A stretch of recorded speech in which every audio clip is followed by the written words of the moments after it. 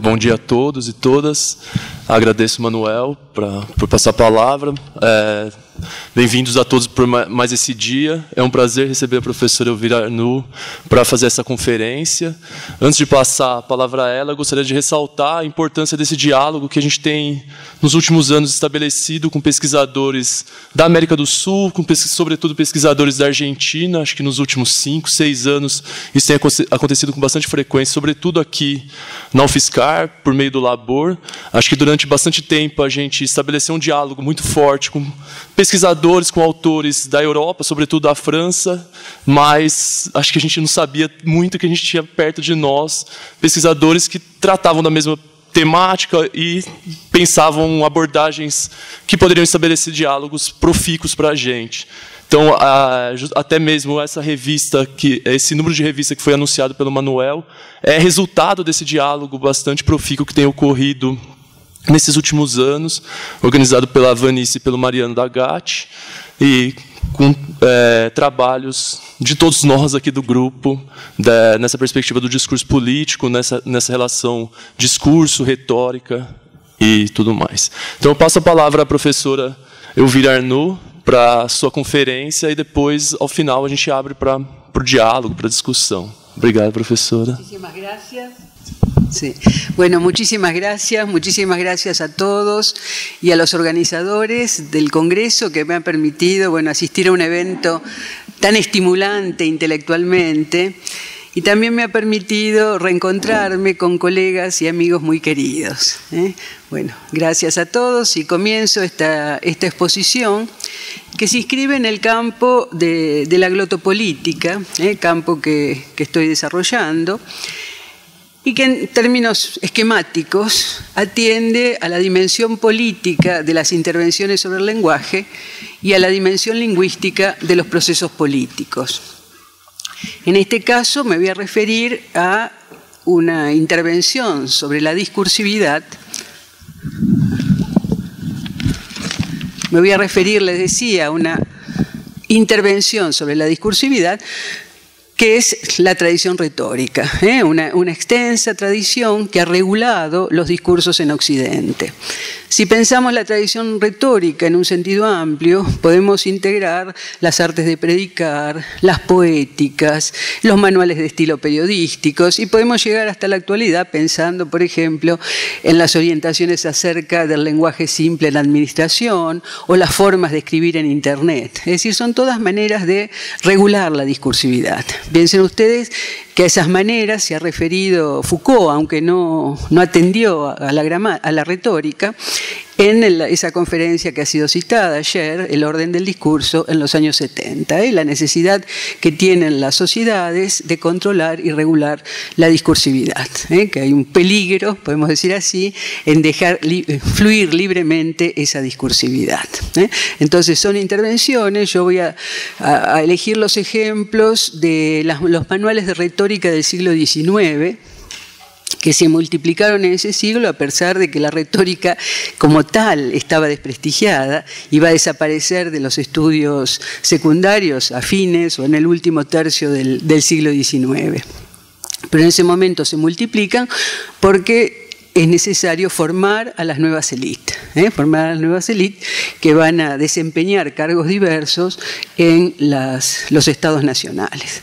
Ahora, ¿cómo pensé el plan de exposición? En principio, me voy a detener un poco en el último discurso del presidente argentino Mauricio Macri, el discurso de ahora, del mes de septiembre, porque me parece que, casi en forma caricatural, lo que expone es lo que en el pensamiento contemporáneo se llama la posverdad. Posverdad en la cual las emociones ocupan el frente de la escena. Entonces, me interesa ver ese discurso en ese sentido. Después voy a interrogar qué es lo que el diccionario de la Real Academia Española dice sobre la posverdad. Y al interrogarlo vamos a ver cómo acentúa o valora o rechaza la posverdad desde un punto de vista moral. Es decir, no teniendo en cuenta el régimen de verdad específico ligado a los medios digitales contemporáneos, sino que lo ve desde la mirada, que podemos decir, desde ese imaginario de la retórica del XIX. Y entonces ahí vamos sí, a ver qué son estos manuales de retórica y ver cuál es el tratamiento que hacen de la dimensión emotiva, es decir, el tratamiento que hacen de las emociones, que sabemos que en el discurso político contemporáneo tienen un gran peso. Bueno, y en ese tratamiento vamos a ver estos 4 puntos: la relación razón-emoción. La pregunta es si el sujeto debe experimentar las emociones que expone o busca desencadenar en el otro. Las emociones según géneros y zonas de los discursos, porque esto está muy regulado por la tradición retórica, es decir, en qué géneros y en qué zonas debe expandirse la emotividad. Fíjense que se valora la emotividad, pero al mismo tiempo se dice que debe ser controlada. Y este control también de la emotividad se marca muy fuerte en ese siglo XIX. Ese hombre público debe ser un hombre público moderado, que se muestre apasionado, pero que no falte el respeto al prójimo, que tenga un trato cordial con sus pares en el Parlamento, etc. Y finalmente, la semiotización de las emociones, es decir, cómo las emociones pueden aparecer dichas en el discurso o pueden aparecer mostradas. Y mostradas a través de fenómenos discursivos que permiten inferir la emoción del locutor, o mostradas a partir de cuadros de los cuales se infieren emociones. Si presentamos la infancia desvalida, un cuadro de ese tipo, bueno, va a desencadenar posiblemente la piedad o la indignación según los contextos, según el auditorio. Ahora, estos últimos 2 puntos los vamos a ver muy rápidamente y solamente a partir de citas, porque estuve calculando y me parece que no nos va a alcanzar el tiempo. Entonces esos 2 últimos puntos los vamos a ver así.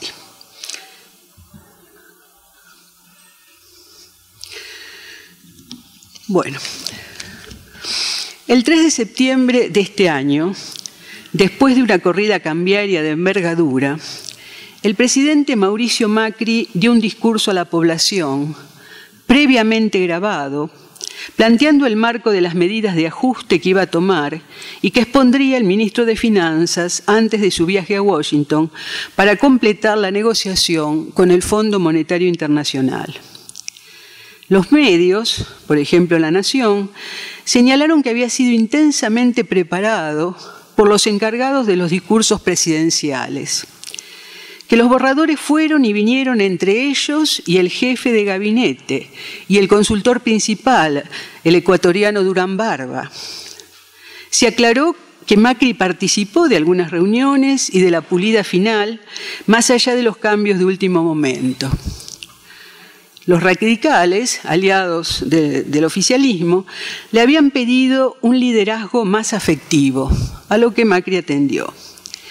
En la Casa Rosada hizo 2 pasadas completas del discurso, lo que llevó a que se cambiara el horario anunciado. Es decir, que era un discurso al que el Poder Ejecutivo asignaba gran importancia. Según las notas periodísticas, Macri agregó 2 segmentos en el escrito. Uno es el que ustedes tienen en la pantalla.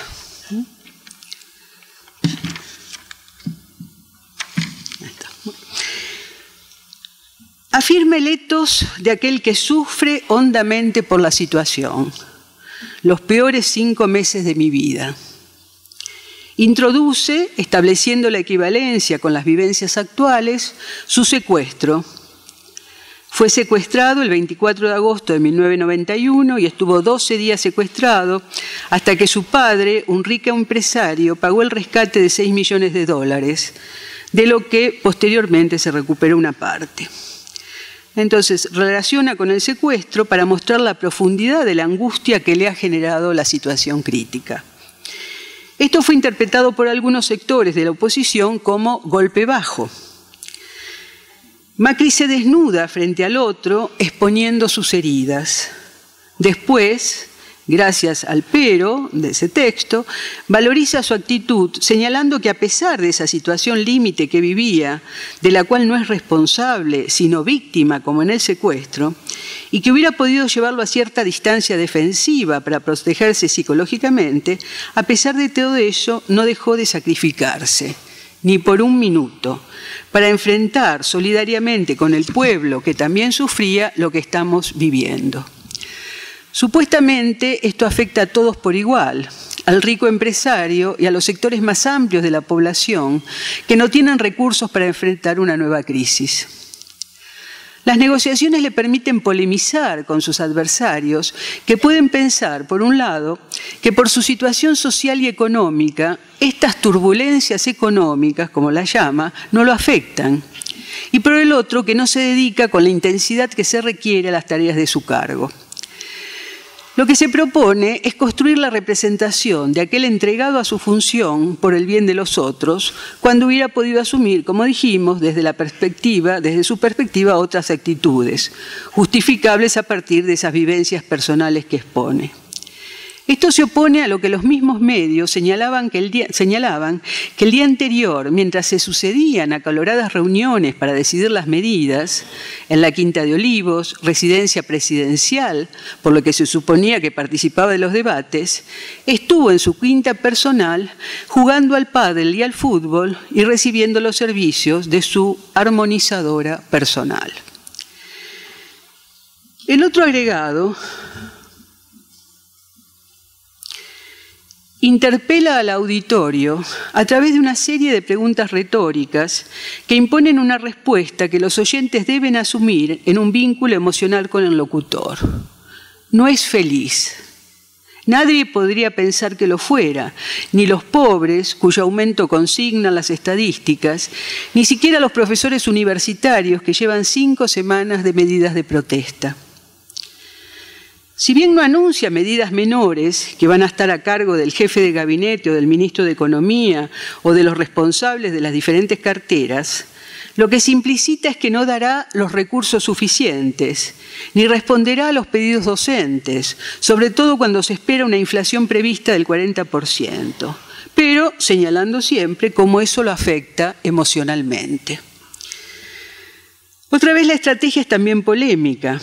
Si bien el destinatario amplio es el pueblo de la nación, a lo que se opone es a los sectores que pudieran pensar que eso no lo afecta.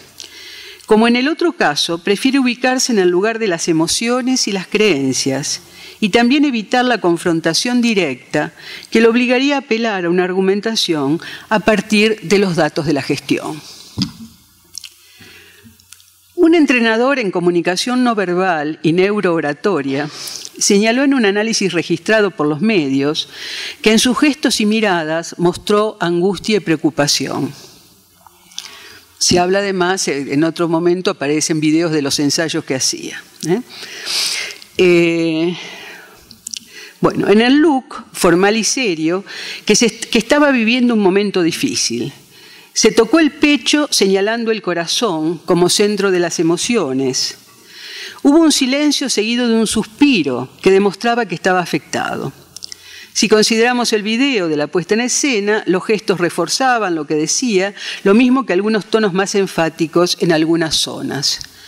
Pero siempre mostrando la voluntad de comprender y aclarar amablemente y con simplicidad la situación, adecuándola a la representación que tiene de su destinatario.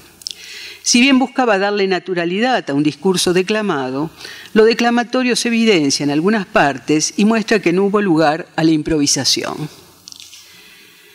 El discurso exploró así los diferentes modos de semiotizar las emociones, desde las emociones dichas, que son abundantes, hasta las mostradas, tanto verbalmente como en los gestos, la mirada, la palabra, la vestimenta. Detengámonos en el exordio, en el que tiende a entrelazar la captatio benevolentiae y la partitio. Queridos argentinos, qué semanas y meses hemos pasado desde abril. Sé perfectamente todas las cosas que deben estar pensando y sintiendo, y lo sé porque yo también lo siento. Por eso voy a explicarles por qué estamos pasando lo que estamos pasando, por qué cuando parecía que veníamos bien sentimos que volvemos para atrás. Y les voy a hablar desde el corazón con la verdad, como siempre lo hice, y también con la convicción de que si seguimos adelante vamos a lograr esa Argentina que soñamos hace mucho, mucho tiempo. Encontramos la misma apelación a los sentimientos, las estrategias de identificación con el otro, la articulación entre lo que se cree y lo que se siente, el peso de las impresiones subjetivas, la verdad asociada al corazón como centro de la afectividad. Les voy a hablar desde el corazón con la verdad.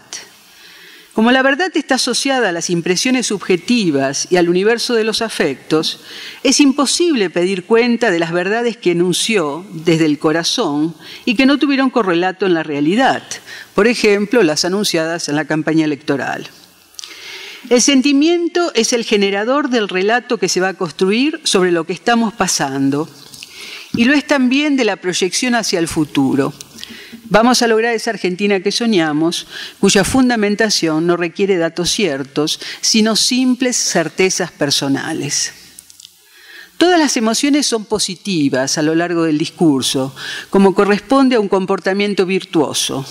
La solidaridad, la ternura, el amor, cierta credulidad, la confianza en la legitimidad de los objetivos, la esperanza, el optimismo respecto de que todo va a mejorar, la templanza, la capacidad de dejar la vida por ustedes, como dice, e incluso cuando las emociones lo afectan negativamente, estas son la tristeza o el que tengamos que vivir con el corazón en la boca, o la vergüenza fácilmente inferible.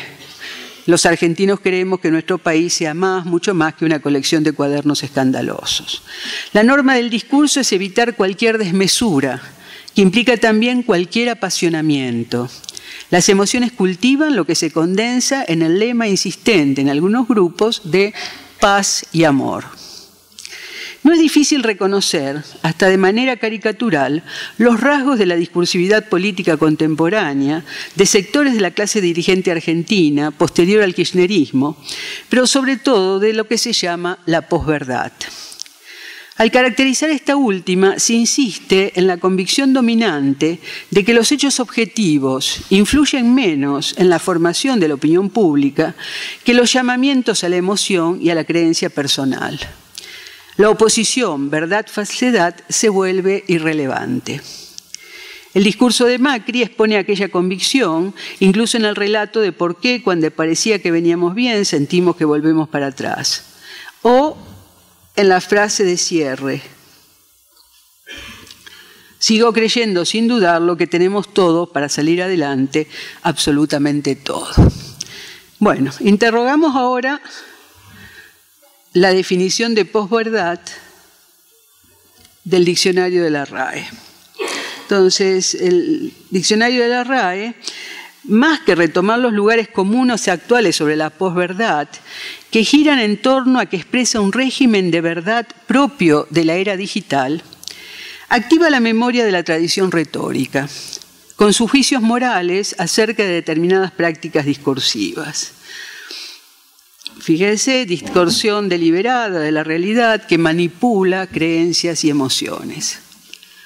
Dominan entonces las valoraciones negativas. Esto se refuerza con el ejemplo de los demagogos, que se oponen a las prácticas políticas representativas definidas, bueno, y ahora vamos a ver cómo lo define esa misma institución. Piensen ustedes que la sombra de los demagogos es como la sombra de los sofistas, aparece ahí amenazante siempre como ese otro al que hay que combatir. Entonces, el demagogo es el que practica la demagogia. ¿Y cuál es la definición de esta? Práctica política consistente en ganarse con halagos el favor popular, degeneración de la democracia consistente en que los políticos, mediante concesiones y halagos a los sentimientos elementales de los ciudadanos, tratan de conseguir o mantener el poder. Y allí otras dos dos acepciones que muestran los fantasmas que afectan a la RAE, que son los fantasmas que afectaban a las clases dirigentes en el siglo XIX, los caudillos de la facción popular y ese orador revolucionario que agita a la plebe. La definición de la RAE adopta una posición que, más que tratar el fenómeno en su actualidad y retomar las reflexiones contemporáneas, como lo intentan hacer otros, apela a las representaciones que recorrieron la tradición retórica y que podemos ver en un corpus de notable interés, como son los manuales del siglo XIX, destinados a la educación secundaria, que deben formar a las nuevas élites que se harán cargo del aparato estatal y serán los enunciadores privilegiados de la palabra pública en el marco de la conformación de los estados nacionales. En ellos, la dimensión moral permite separar al demagogo del orador.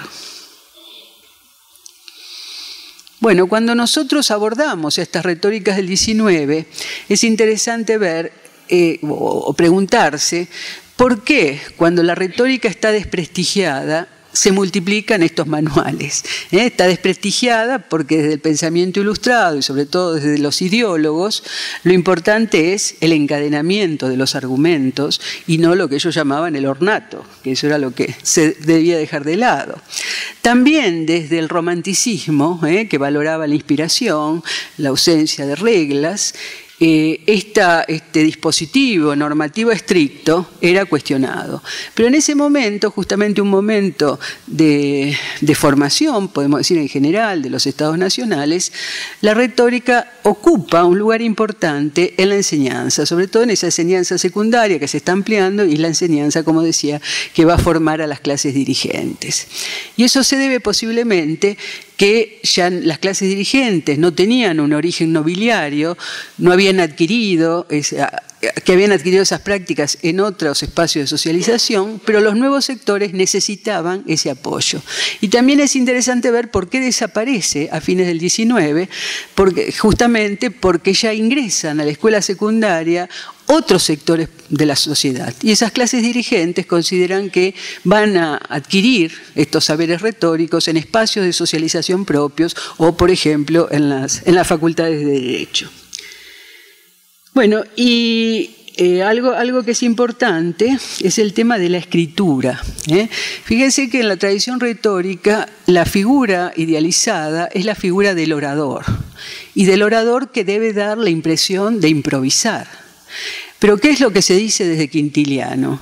Que para que esa improvisación sea buena, necesita el apoyo de la escritura. Es decir, con la escritura va a poder hablar fluidamente y fundamentadamente. Es decir, que la escritura tiene un papel importante, pero secundario frente a esa imagen del orador que improvisa.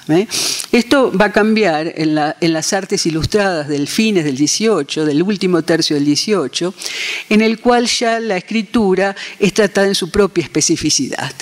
Pero en estos manuales, que son manuales en los cuales la elocuencia sigue ocupando un espacio fuerte, está este tema de la oralidad, ¿no? Y recordemos nosotros que a los demagogos se los acusaba de esa oralidad poco planificada. En cambio, los sistemas representativos que se van a poner en marcha son sistemas que necesitan planificar. Y la escritura es la gran planificadora y controladora de esa discursividad. Fíjense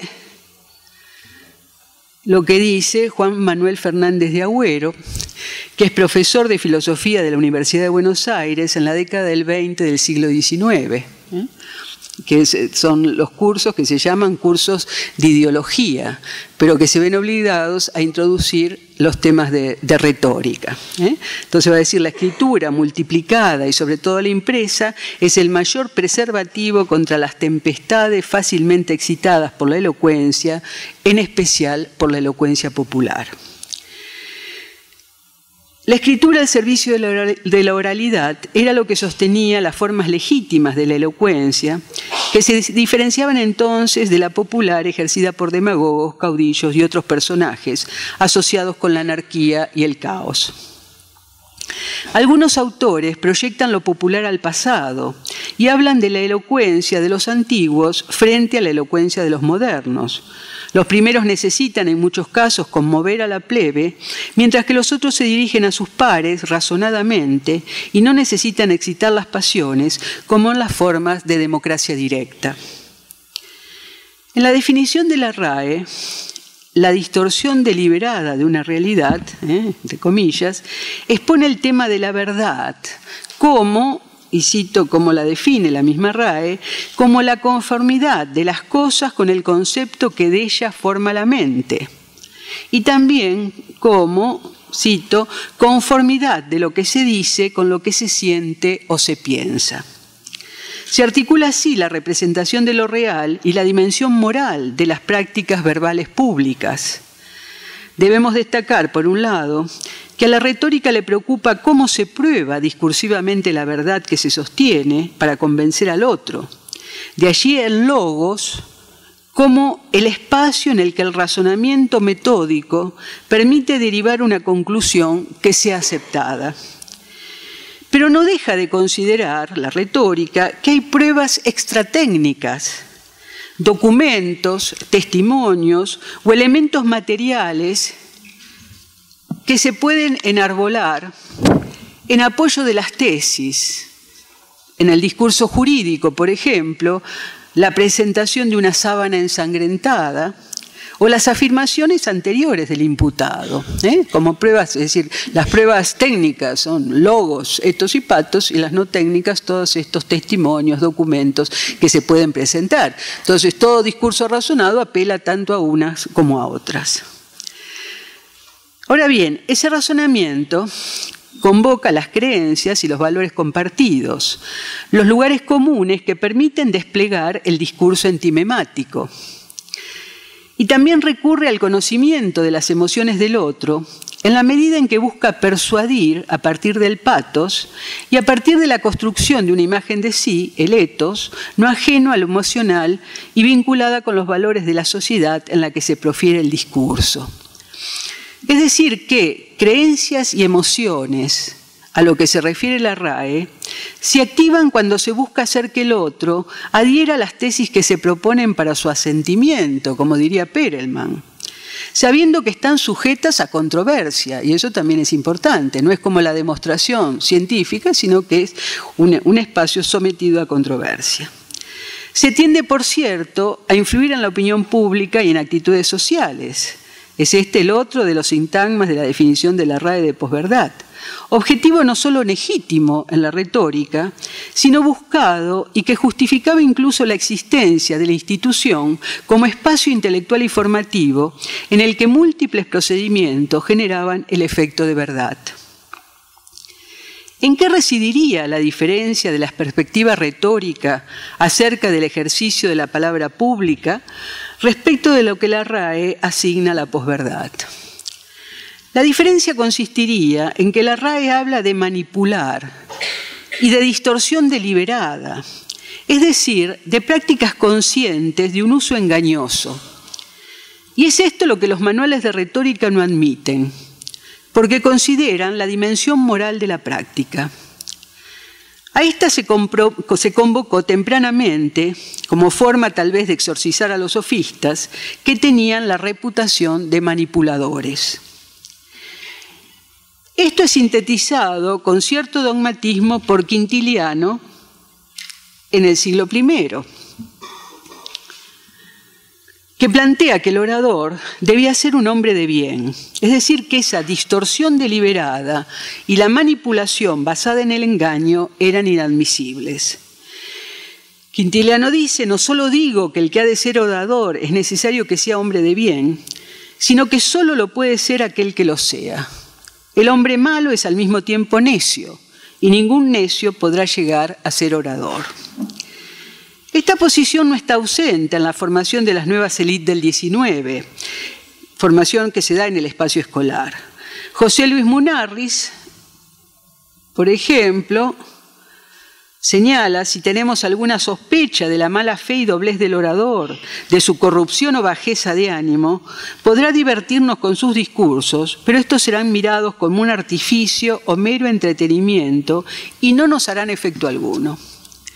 Es notable la confianza en que los destinatarios pueden reconocer la inmoralidad del otro y rechazar así su discurso, lo que evidencia que se piensa en espacios socialmente reducidos.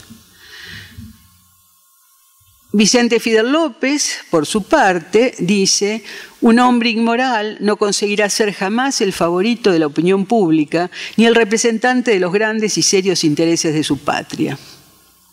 En lo que a la moral individual se agrega la moral cívica. Es decir, que además de la técnica se requerían valores morales, no solo en relación con los comportamientos conocidos por la vida social del orador, sino en relación con la honestidad intelectual, que se podía apreciar en el desarrollo del discurso gracias al esfuerzo por defender racionalmente lo que consideraba la verdad. La RAE se ubica entonces en ese espacio intelectual cuando define la posverdad. Vamos a ver ahora cómo tratan las emociones la retórica, rápidamente. Yo les había dicho que el primer punto era relación, razón, emoción. Un aspecto interesante entonces en la reflexión retórica es la relación entre razón y emoción, ya que si bien se considera que los dos aspectos deben estar presentes, se privilegia el logos como encadenamiento de los argumentos y se advierte que el exceso de tonos emocionales puede hacer que el otro acepte los planteos por razones que no son las propias de un discurso razonado, como debe dominar en el espacio público en el que se toman decisiones que afectan a la comunidad. Así, muchos tratados van a destacar la importancia de convencer racionalmente más que apelando a las emociones, aunque por supuesto no se las deje de lado. En un manual de comienzos del siglo XX, su autor, Frumento, plantea que el corazón debe acompañar a la razón, pero advierte sobre el peligro de que prepotentes pasiones puedan alejar al hombre de la verdad y el bien a los que la razón orienta. Es interesante el vínculo entre la verdad, los valores morales y el despliegue racional de los discursos. Lo que hay que evitar es que la pasión sea un obstáculo para el discurso de la razón, es decir, que aleje de la verdad y el bien. Lo importante es que el orador se centre en el logos y convenza al otro razonadamente, apelando a lo emotivo de la manera que la retórica ha establecido según los géneros y las zonas del discurso. Esto diferenciaría el ideal retórico del discurso político oficial actual, en el que lo central es apelar a las emociones y creencias débilmente fundamentadas, que además implica, como señala la RAE, la manipulación del otro, no el convencimiento racional. Otro tema importante es si el sujeto debe o no experimentar las emociones que expone o que busca desencadenar en el otro. Esta problemática ha sido motivo de reflexión en la tradición retórica y nuestros manuales no son ajenos a ello. Por un lado, se piensa en la incidencia que tienen en su efecto persuasivo la sinceridad, la autenticidad o la verdad de las emociones, y en las formas de suplir esto cuando no se las experimenta. Por otro lado, se discute en qué medida el vínculo emocional entre el locutor y su auditorio facilitan el convencimiento acerca de la verdad de lo que se enuncia, o por el contrario, lo entorpece. Las emociones que se dicen o se muestran en el discurso deben ser experimentadas para resultar efectivas, ¿o el efecto depende simplemente de la experticia retórica?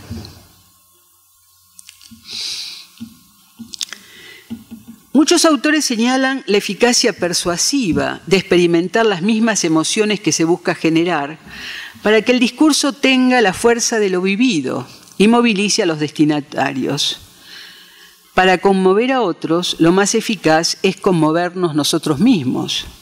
Y si esto no surge naturalmente, provocarlo, como veremos luego. Otros plantean la importancia de tener cierto compromiso afectivo con el objeto de su argumentación.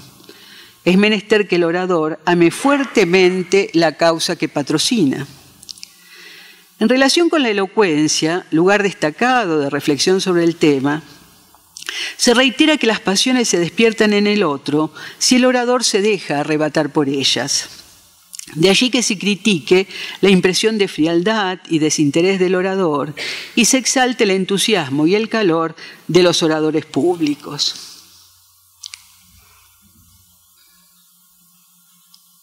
Se aconseja también que las emociones se expongan en el cuerpo.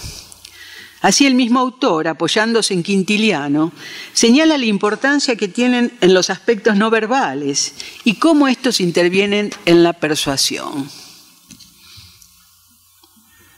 Las conmociones internas del orador dan nueva ternura a sus palabras, a sus miradas, a sus gestos, a su manera toda, la cual ejerce un poder casi irresistible sobre los que le escuchan. Además, las expansiones emotivas que se exponen en el cuerpo llevan al otro a experimentarlas. Avendaño lo subraya. El primero y más seguro medio de conmover es estar conmovido. Para arrancar lágrimas es preciso derramarlas, dijeron Horacio y Boileau. ¿Cómo se logra la emotividad propia cuando no surge espontáneamente de una determinada situación? Los manuales escolares no se detienen en técnicas de autoprovocarse las emociones, y creo que no se detienen porque eso implicaría cierta forma de engaño, pero las retóricas anteriores sí. Quintiliano le dedica una parte importante. Incluso las artes de predicar, que aconsejan distintas maneras de autoprovocarlas. Entre otras, imaginarse situaciones similares a las que se describe, pero en las que se esté o se vea involucrado. El imperativo de puesta en escena retórica de los afectos lleva a la asociación del orador con el actor y a interrogarse acerca de los recursos dramáticos de los que dispondrá aquel. La cita anteriormente referida de Avendaño, que retoma Horacio y Boileau con su fuerte carga prescriptiva, muestra la importancia de la construcción discursiva y de cierto entrenamiento, por lo menos en la generación de la pasión en el otro. Va a decir, el que sabe excitarlas a propósito, domina a su voluntad los ánimos.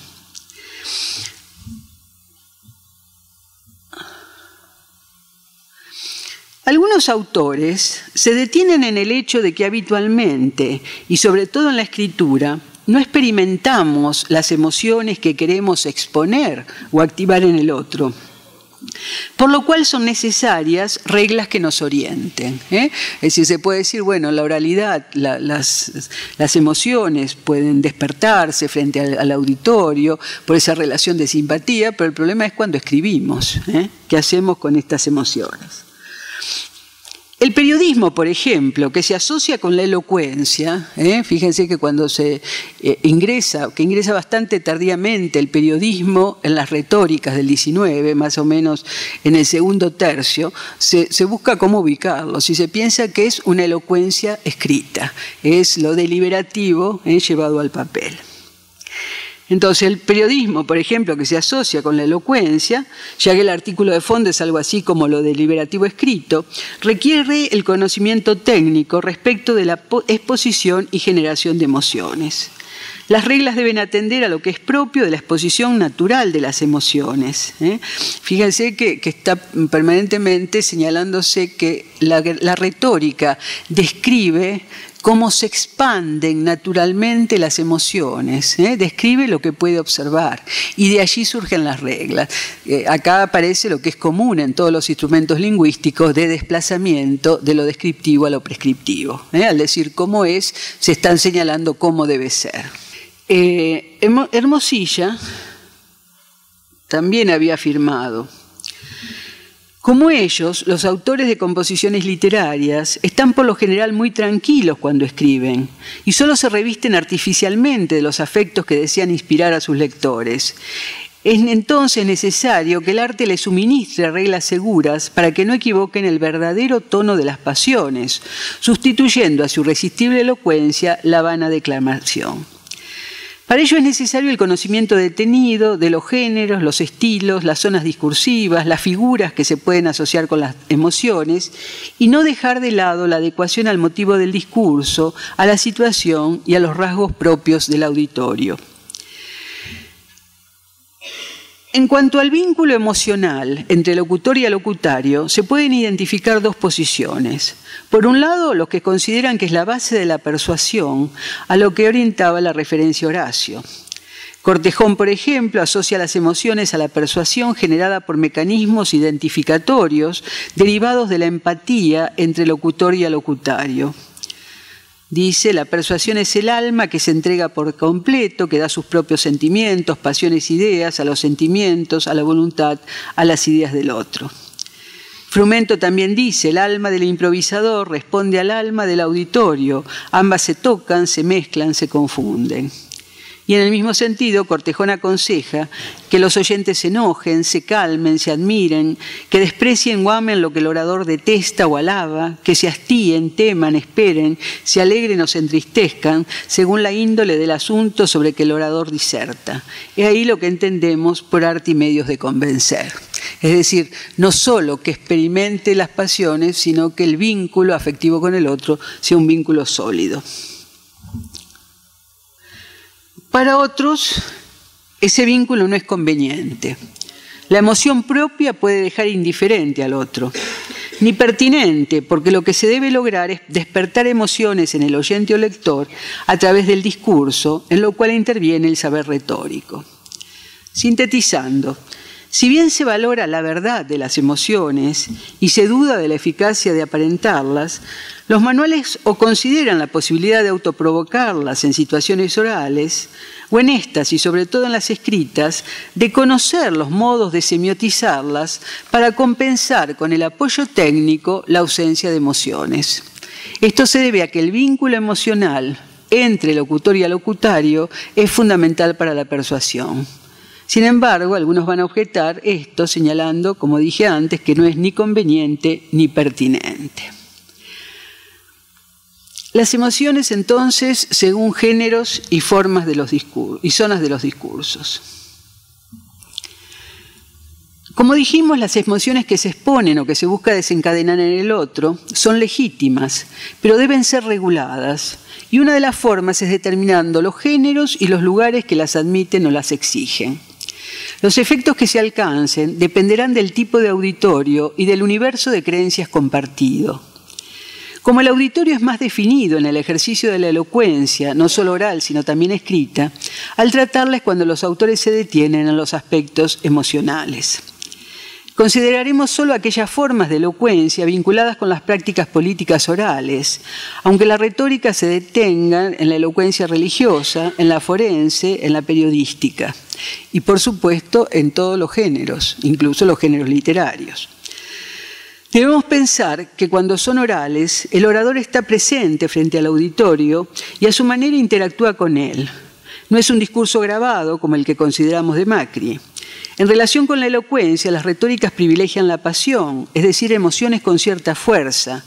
Vamos a encontrar frases como la elocuencia sublime nace siempre de la pasión. No como las que veíamos en el discurso del presidente argentino, que tiene otro imaginario retórico. A pesar de la importancia que se asigna a la dimensión emocional, se establecen grados que dependen del género o del ámbito social. No es lo mismo una arenga pública que una intervención parlamentaria, ni un debate en el Senado o en la Cámara de Diputados. También incide, por cierto, la actitud del auditorio. Bueno, vamos a ver entonces algunos ejemplos de los géneros y de las zonas del discurso.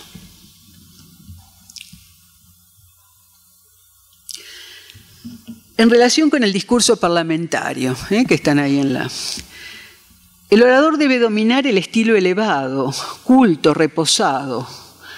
Fíjense acá el ideal de ese orador que va a ser el propio de las clases dirigentes en sus desempeños en ese siglo XIX, mas sin excluir la fogosidad del patético. Y el orador debe mostrarse siempre apasionado por el interés general en los asuntos que debate. La emoción no debe surgir de vivencias personales, sino que debe estar claramente anclado en objetos que correspondan al bien común. Hay una diferencia interesante que incluso funciona, podemos decir, como memoria del género, entre lo que sería la Cámara de Diputados y el Senado. Cómo son las emociones en uno y en otro. Por ejemplo, esta frase: el Congreso tiene carácter de iniciativa, entusiasmo y reforma. El Senado de frialdad, lentitud y apego a lo antiguo. Fíjense que acá está con ese mismo juego, describe pero prescribe. De donde se infiere cuál será en ambos el estilo genérico de su elocuencia. Templada, reflexiva y grave en el Senado, menos regulada y serena, pero más rica y apasionada en el Congreso, lo que sería la Cámara de Diputados. Esto es gracioso porque todavía lo encontramos cuando analizamos los debates parlamentarios.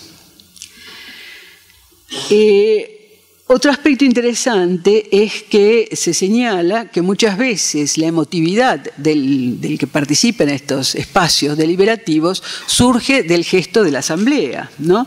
Si gesticula con violencia, si sus ojos relampaguean, si su palabra se halla impregnada de llamas y torbellinos, es porque la misma asamblea lo inspira.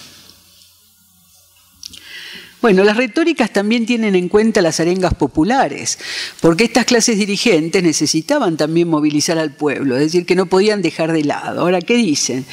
Dice, las fuentes de donde conviene tomar por lo general los argumentos en estos discursos son el amor a la patria, las glorias nacionales, los intereses del pueblo y las afecciones de los partidos políticos, es decir, todos objetos legitimados por las prácticas políticas. Bueno. En cuanto a las zonas del discurso, las zonas del discurso, las retóricas se detienen en el exordio y en la peroración, y algunas también en la confirmatio. ¿Qué es lo que dicen del exordio? Que en general no es conveniente un tono apasionado, que es conveniente que sea un tono amable para introducir la problemática, salvo en situaciones especiales. Y esto lo dice Munarriz, dice: se ha de conducir de una manera, esta introducción de una manera tranquila. En ellas tienen pocas veces lugar la vehemencia y las pasiones. Estas se han de excitar según va adelantando el discurso. Es excepción de regla cuando basta mentar el asunto para conmover a los oyentes, o cuando la presencia imprevista de una persona u objeto en una junta pública inflama al orador y lo hace romper con un calor extraordinario. En cualquiera de estos casos viene bien el exordio llamado exabrupto, es decir, generado por la pasión rápida que genera algún suceso. Bueno, y en la peroración es en donde se considera que se debe centrar toda la emotividad, porque es la zona que conmueve y moviliza al otro. Entonces ahí sí.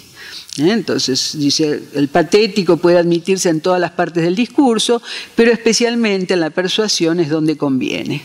Se completa así la obra del raciocinio, es decir, que debe imperar en el desarrollo del discurso, con el efecto de las emociones.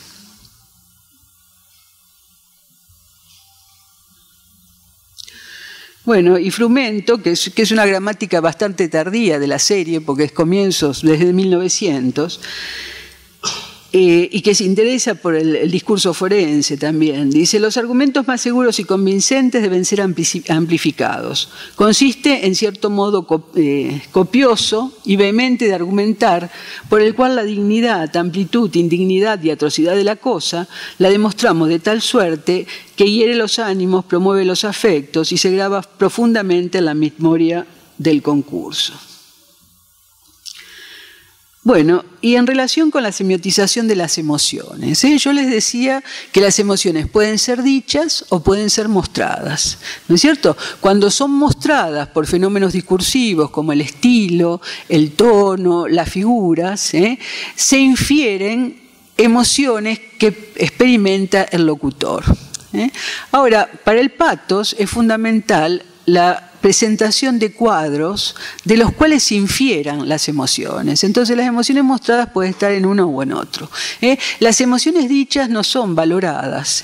¿Por qué? Porque prefieren las emociones mostradas, que son más complejas, es decir, la inferencia es más compleja, pero se considera que son más efectivas.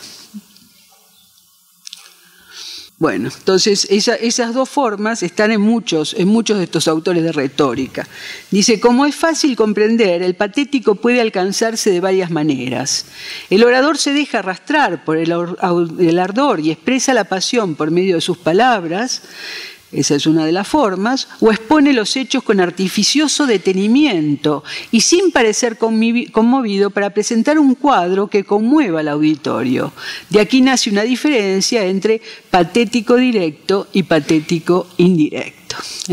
Bueno, insisto en que, fíjense que lo que pasa es que el lector o el escucha infiere de estos rasgos discursivos las emociones que experimenta el otro. Es una inferencia, pero se lo presenta siempre en las retóricas como que la emoción genera determinados efectos discursivos.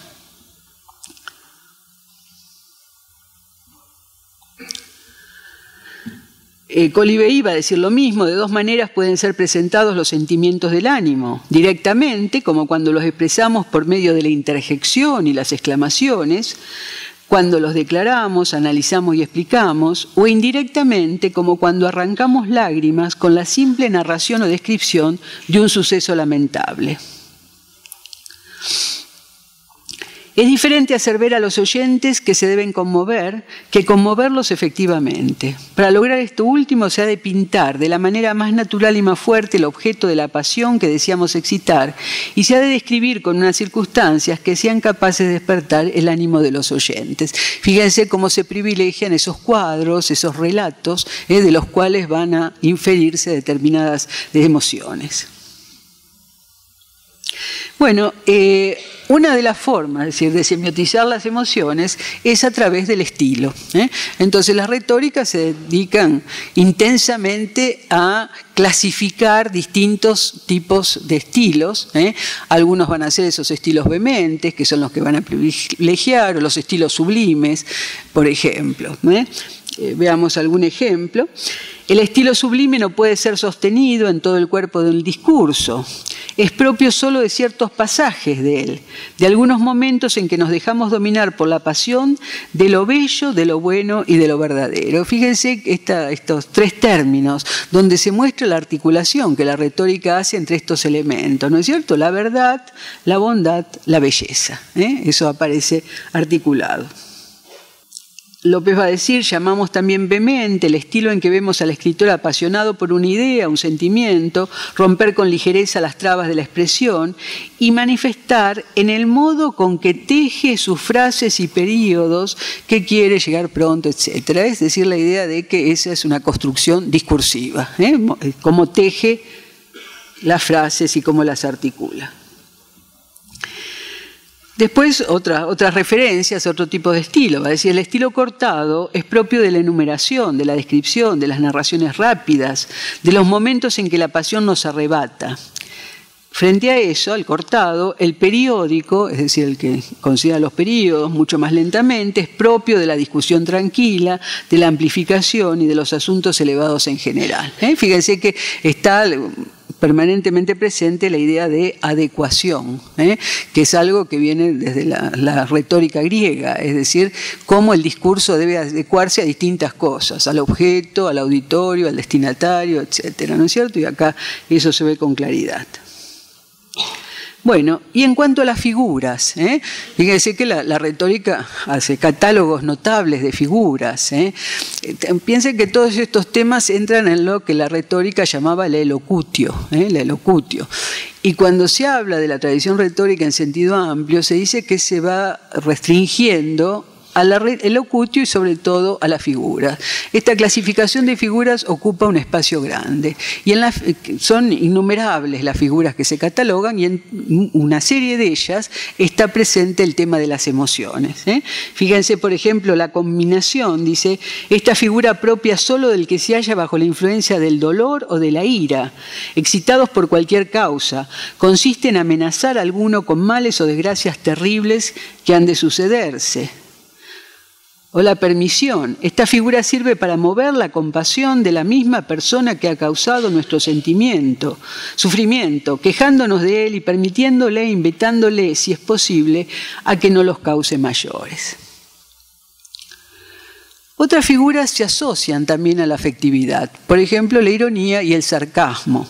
Fíjense, en relación con el sarcasmo, dice, a veces la ironía tiene un carácter sangriento y es una amarga irrisión con que insultamos a nuestros contrarios, a una persona abatida por la desgracia, a un cadáver, a un objeto digno de compasión. En este caso, recibe el nombre de sarcasmo. Fíjense la preocupación por la asociación de la figura con el campo de las emociones.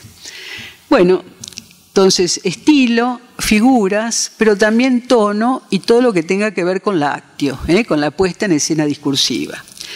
Entonces, sobre el tono, va a decir el tono cual convenga al asunto que tratamos, de modo que se conozca cuando nuestro ánimo esté tranquilo o abatido por el temor o exasperado por una imputación maliciosa o indignado contra el crimen o satisfecho, etcétera, etcétera.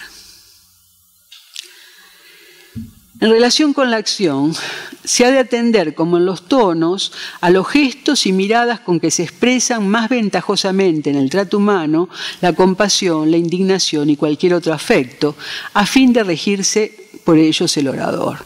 Es decir, la retórica lo que hace es describir, ¿no?, los gestos que están ligados a determinadas emociones. Y eso tiene que funcionar como dispositivo normativo para la práctica discursiva. Fíjense que en algunos casos es muy detenido esto. Dice, el orador público ha de conservar la posible dignidad en la actitud de todo el cuerpo, escogiendo generalmente una postura recta, algo inclinada hacia adelante, como por una expresión natural de interés. Su semblante ha de corresponder a la naturaleza del discurso, y cuando no exprese alguna conmoción especial, lo mejor es un mirar serio y grave. Los ojos nunca estarán fijos sobre un mismo objeto. Lo natural es emplear con más frecuencia la mano derecha que la izquierda, pero las conmociones ardientes piden la acción de ambas manos. Tienen que ver todo esto en el marco de la formación del estudiante secundario, y también en el espacio de consulta que pueden hacer las clases, sectores de la clase dirigentes enfrentados a determinadas tareas. Pero fíjense cómo se regula claramente, precisamente, la actio. Entonces, esa semiotización de las emociones se ve en los estilos, se ve en las figuras, se ve en los tonos y en todos los elementos que tienen que ver con la actio. Bueno, reflexiones finales.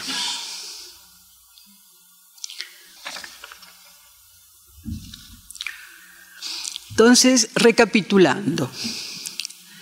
Partimos del discurso de Macri como expresión de lo que se designa como posverdad. Interrogamos la definición que de posverdad da el diccionario en línea de la RAE, y en la que se evidencia una representación moral de la posverdad que remite a otro universo cultural y a otro régimen de verdad. Consideramos que así como el discurso de Macri se inscribe en la tradición retórica en sentido amplio por el dispositivo normativo que lo regula, no es sensible a la diferenciación razón-emoción o logos frente a patos y etos, ni atiende a la dimensión moral que implica que la voluntad de verdad se despliega argumentativamente integrando pruebas técnicas y no técnicas. Abordamos entonces las retóricas del XIX, indagando particularmente en el tratamiento que hacen de las emociones, que como hemos visto ocupan el frente de la escena en el discurso de Macri. Los puntos considerados fueron la relación entre razón y emoción, el problema de si se deben experimentar las emociones que se exponen discursivamente o que se busca desencadenar en el otro, la dimensión emocional según los géneros y zonas del discurso, y finalmente la semiotización de las emociones en relación con el estilo, las figuras, los cuadros y los aspectos no verbales. Las retóricas establecen los lugares y los procedimientos que legitiman el ingreso de las emociones en el discurso. Los manuales de retórica que consideramos estaban destinados en primer lugar a la educación secundaria y eran textos de consulta para los que ejercían la palabra pública en diversos espacios sociales: militar, religioso, político, periodístico, literario, histórico. Las normas, a pesar de la notable permanencia de la tradición retórica, convocaban en diversas zonas el imaginario de la sociedad burguesa con la importancia de las prácticas políticas representativas y la necesidad de afirmar el nuevo aparato estatal. La elocuencia política contemporánea no deja de inscribirse en la tradición retórica, pero se abre al nuevo tipo de sociedad que no tiene certezas, una modernidad líquida, como señalaba Bauman, lo que le imprime las características propias de lo que se llama la posverdad. La retórica quería formar un orador que fuera capaz de improvisar o de dar la impresión de un discurso improvisado.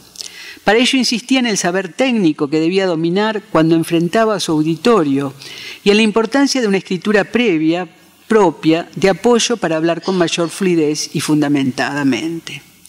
Pero en el caso de los discursos políticos guionados actuales, lo que se requieren son ensayos previos de lo armado por otros, los asesores de imagen y los redactores de los discursos presidenciales. La declamación y no el dominio del saber retórico, sino un conocimiento circunstancial destinado a la actio. Esto se acentúa en los casos en los que son grabados, ya que pueden volverse a grabar, como ocurrió en el caso de Macri. Por otro lado, se sigue apelando a creencias y a emociones, pero las creencias en la retórica servían para producir un discurso razonado que tuviera en cuenta las compartidas por el auditorio, de tal manera de facilitar el acceso al razonamiento que se desarrolla. Y por su parte, las emociones activaban los mecanismos persuasivos, pero no anulaban el peso del logos, además de tener sus zonas de expansión y de establecer los géneros con los que esto era posible y deseable. Esta centralidad del logos, destinada a producir una verdad convincente, se atenúa considerablemente, y lo que ocupa el frente de la escena son las creencias y las emociones, o las creencias sostenidas por emociones que le asignan a aquellas su carácter de verdad. En cuanto a si es necesario que el orador experimente las emociones que busca desencadenar en el otro, muchas retóricas van a destacar su importancia, pero se señala que en variados casos esto no es posible, de allí la necesidad del conocimiento retórico que parte de los modos naturales, naturales entre comillas, de semiotizar las emociones y establece un dispositivo normativo que a la vez que facilita la producción discursiva, la controla. Pero al hacerlo, privilegia las emociones mostradas o las apuntaladas gracias a cuadros o guiones prototípicos que responden a determinados tópicos, no las dichas, ya que aquellas obligan al que el auditorio, es decir, las mostradas, las infiera, lo que es una operación más compleja pero más efectiva. En los discursos como el de Macri abundan las emociones dichas, con lo cual se restringe la capacidad inferencial del otro, pero se evitan conclusiones no deseadas. La explicitación es necesaria para evitar una expansión interpretativa no prevista.